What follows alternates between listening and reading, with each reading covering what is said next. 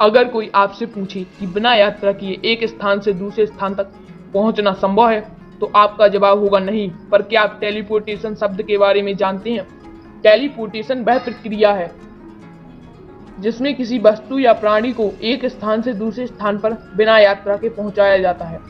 अगर आपको भारत से अमेरिका जाना है तो आप प्लेन या अन्य किसी साधन की मदद से जाएंगे।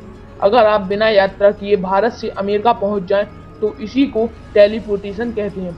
टेलीपोर्टेशन के अनुसार अगर किसी इंसान को पृथ्वी से चांद पर टेलीपोर्ट करना हो तो पहले उस इंसान के शरीर के सभी अंगों के एटम्स को अलग अलग करना होगा।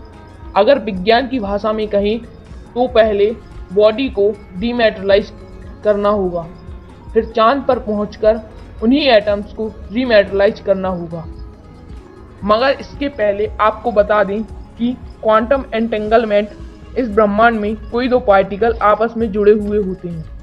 अगर एक जगह किसी पार्टिकल की प्रॉपर्टी में कुछ बदलाव करें तो हजारों किलोमीटर दूर किसी दूसरे पार्टिकल को भी प्रभावित करेगा एकदम उसी समय।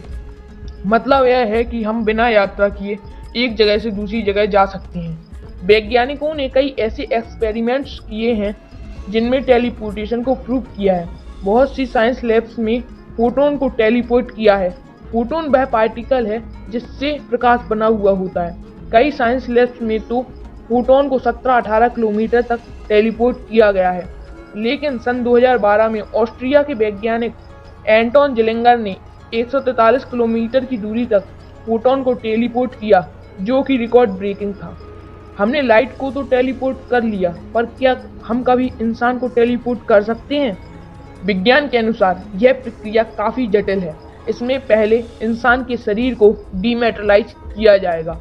इसके बाद आपको जिस स्थान पर पहुंचना है वहां पर आपकी बॉडी के एटम को रीमेटेरियलाइज किया जाएगा। अगर आपके मन में विचार आ गया कि हमें मंगल पर जाना चाहिए तो इसके लिए पहले आपके शरीर को धरती पर कई टुकड़ों में बांट दिया जाएगा। फिर मंगल पर उसी इन्फॉर्मेशन को इंटेंगलमेंट करके टेलीपोर्ट कर देंगे। मंगल पर ये इन्फॉर्मेशन एक जगह इकट्ठा होगी और आपकी बॉडी वहां पर बन जाएगी।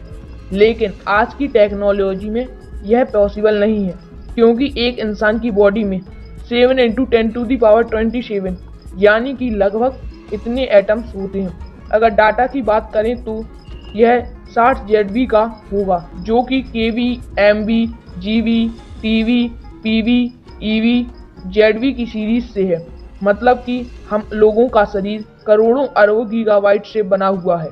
हमें पहले हर एक एटम को इंटेंगल करना होगा, फिर उसे डिटाच करना होगा और फिर अंत में उसे टेलीपोर्ट करना होगा। अगर हम ऐसी जटिल संरचना को टेलीपोर्ट करें तो हमें इस प्रोसेस में 4.5 × 10⁻18 ईयर लग जाएंगी, यानी कि इस यूनिवर्स की उम्र से 365 गुना ज़्यादा समय लग जाएगा। दूसरी बात यह है कि जब टेलीपोर्टेशन के बाद आप पहुंचोगे तो आप वैसे नहीं रहोगे जैसे धरती पर थे। मतलब अगर आप मंगल पर जाओगे तो बीच में नष्ट हो जाओगे, लेकिन मंगल पर पहुंचकर फिर से बन जाओगे।